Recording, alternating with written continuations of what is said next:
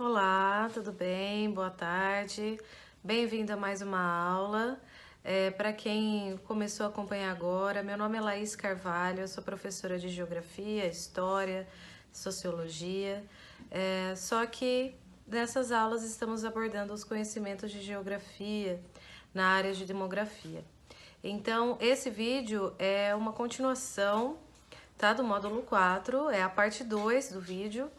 E tá muito interessante essa aula, porque nessa aula a gente vai continuar tratando dos assuntos relacionados à autonomia da mulher e de como que essa autonomia foi conquistada ao longo dos anos, né? Porque foi um caminho muito extenso e muito árduo para todas as mulheres conquistar o espaço delas na sociedade e de como isso influencia no crescimento populacional no mundo e de como isso influencia na fecundidade do mundo e principalmente aqui do Brasil.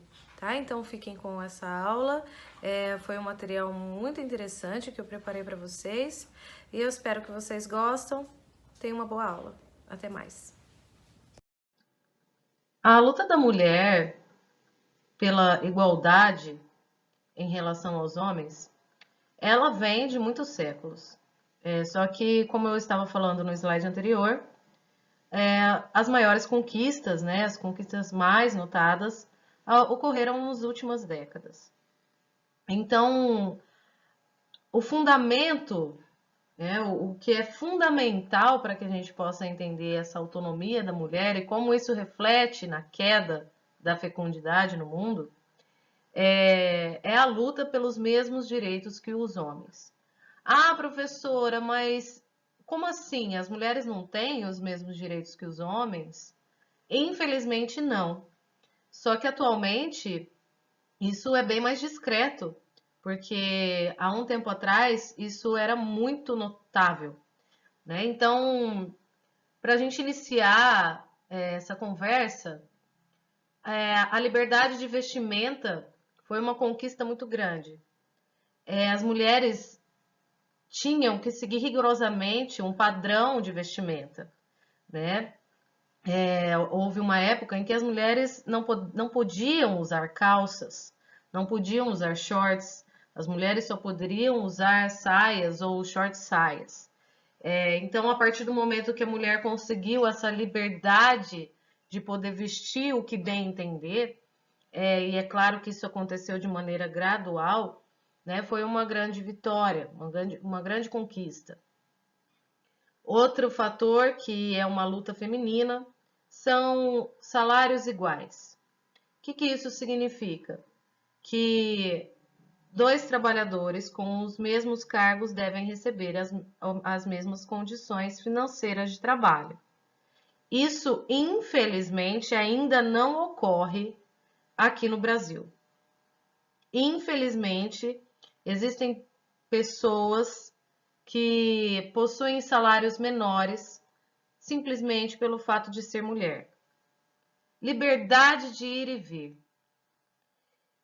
Há um tempo atrás, as mulheres precisavam de autorização dos pais ou dos maridos para poder viajar ou para poder fazer um passaporte ou para poder ir para outros lugares. Então, essa liberdade também foi conquistada. Então, a mulher brasileira desse século XXI já possui essa liberdade, coisa que no passado não existia. Participação nos esportes. Até a década de 1980, as mulheres podiam participar dos esportes permitidos às mulheres apenas. Ou seja, existiam esportes que eram proibidos às mulheres, que é o caso do futebol. Por ser considerado um esporte de homens, as mulheres eram proibidas a praticar o futebol.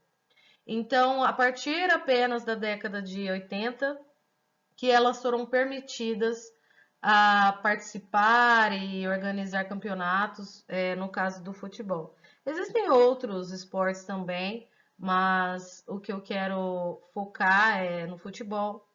visto que nós temos grandes nomes brasileiros, né, de mulheres brasileiras no futebol que conquistaram o espaço tanto dentro do Brasil quanto de maneira internacional. Liberdade de crédito, o que isso significa? Até um tempo atrás também as mulheres precisavam de autorização para ter um cartão de crédito. E esse cartão de crédito, ele não vinha no nome dela. Ou era no nome do pai, ou era no nome do marido. A mulher não tinha essa liberdade de ter um crédito no próprio nome, de ter autonomia em gastar o dinheiro. Então, essa liberdade também foi conquistada nos últimos anos.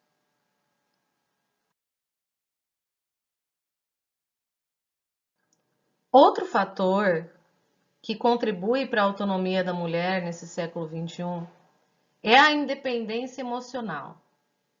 O que isso significa? Há uns 30, 40 anos atrás, a mulher era totalmente dependente, não só financeiramente, mas emocionalmente também. Então, ao longo desses anos, ela conseguiu conquistar o poder de decisão da própria vida.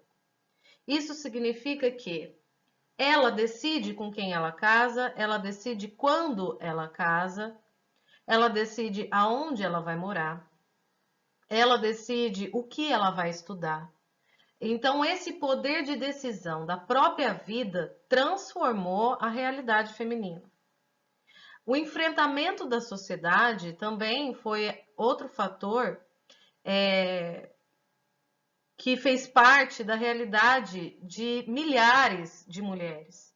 Porque até que ela conseguisse conquistar esse poder de decisão, ela tinha que enfrentar a sociedade como um todo. Não só a própria família ou o próprio marido, mas também toda a sociedade que estava 100% do tempo disposta, né, a julgar todas as decisões e todo o comportamento dessa mulher. Então, o enfrentamento da sociedade também foi algo decisivo para a autonomia da mulher no século XXI. A autodeterminação, ou seja, o poder de decisão, junto com o enfrentamento da sociedade, junto com o que ela queria para si própria, fez com que tudo isso fosse possível. E o outro fator é o pensamento voltado para si, ou seja, a mulher, ao longo desses anos, ela parou de ficar pensando em tudo e todos. Parou de ficar doando a própria vida em prol da família e passou a doar a própria vida para si mesma. E isso fez toda a diferença.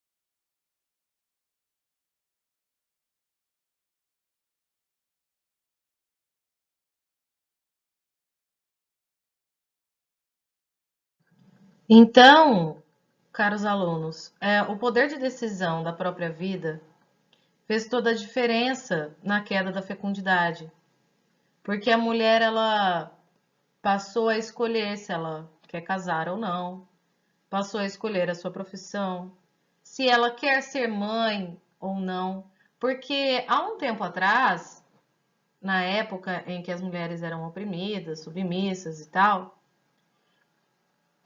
uma mulher sem filhos era uma vergonha para a família, para a sociedade. Hoje em dia, a mulher tem esse poder de decisão, de querer ser mãe ou não. E se ela optar por não ter filhos, algumas pessoas podem até julgá-la, mas se for levar em consideração toda a sociedade, pessoas não estão muito mais preocupadas com esse tipo de assunto dentro da sociedade. Isso cabe apenas à própria família, certo?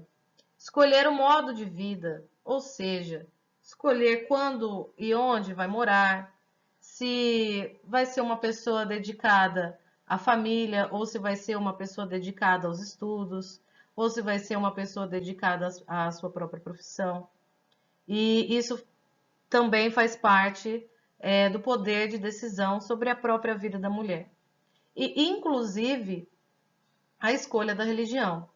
É claro que em famílias tradicionais, né, com esse sentimento patriarcal e tradicional mais forte, a escolha da religião pode ser um tabu, ser um assunto extremamente delicado e problemático para aquela família, mas em grande parte as mulheres têm essa autonomia, essa liberdade de escolher a própria religião também.